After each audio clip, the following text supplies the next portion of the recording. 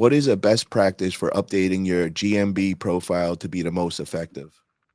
It's a really good question, Kevin. And I'm thinking he's saying Google My Business. Is that what he's Yeah, talking about? Yes. yeah, Okay. same thing. They just changed their name like a year ago, and I don't know why. They did it to confuse everybody, I guess. There was no good reason for them to do that.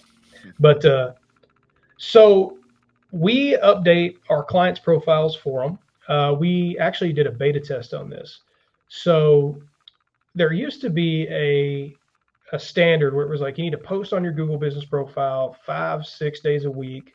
You need to be uploading multiple photos to it a day. And so I wanted to test it and see what worked the best. And so we were posting like 2 to 3 times a week. That was all we were doing for our clients. And I said, well, we're going to start varying the frequency in which we post and the times of day in which we post because we want it to look very organic to Google. And so what we have found to be the most effective strategy is you like one week, you might post twice that week. Now, every time you post an update, you need to use the photo that you use for that update and upload it as a photo separately, and it needs to be keyworded, meaning that you save that photo as a keyword, like junk removal Sonoma County. And when you upload it to your Google business profile, you upload it with that keyword attached to it. So you do that twice a week. Then the next week you would do 3 updates and 3 photos. Then the next week you would do 4. And the next week you would do 1. And then you might skip a week. And so the reason, and you're not posting every Tuesday and Thursday at 1 p.m. You're varying the times of day in which you're posting, which can make it challenging, right? Because it's like you want to, as a business owner, you kind of want a set system in place where you can, like, I know on Tuesdays and Thursdays I'm going to post. But what's more effective is that you vary the frequency and you vary the times of day in which you post these updates, and Google sees it as a more, they know you're a business owner. They know you're out doing the jobs, and they know that it's not going to be like a set standard. At least that's kind of what we've seen anecdotally, to make the most sense. Anyway, that's a pretty effective strategy. There is like a million things that go into ranking a Google business profile, and they make it seem really simple, but for example, you need to be trying to get not just a lot of reviews. You need to like really get a process down where you're getting a couple a week. It's more about the frequency than it is about the number.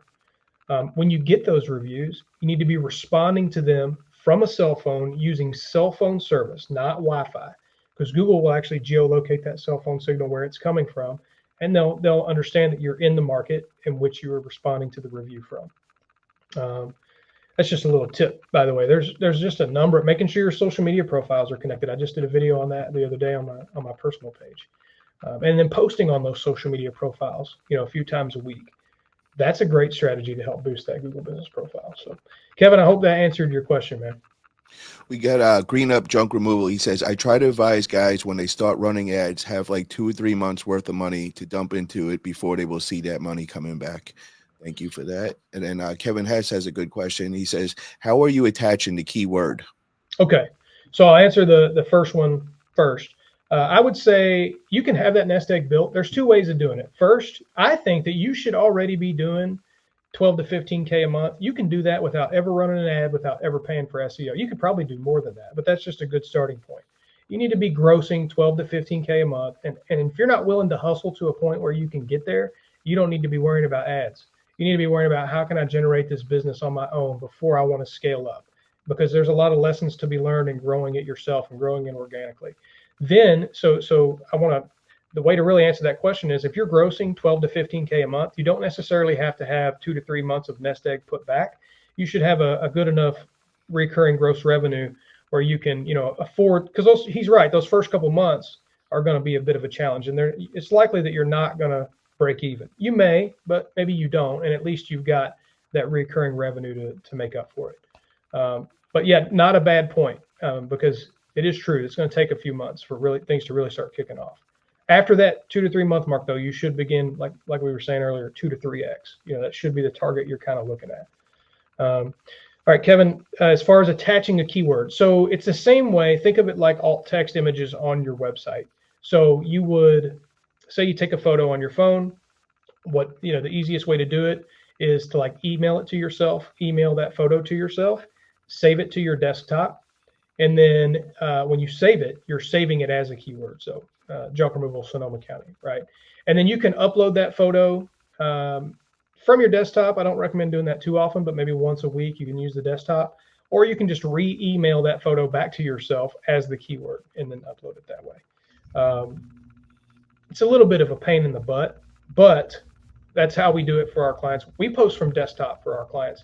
Seems to work fine, but I do advise them to, like, hey, upload photos using cell phone data in conjunction with what we are doing. So, once a week they should be doing that, and then we'll, be posting the rest of the time for them. I gotta say, this is all gold. I mean, just knowing that details alone, that's something that most people wouldn't know. The difference from a desktop, from a cell phone, I wouldn't think that would make any difference. But that is amazing to find out. Thank you for all this.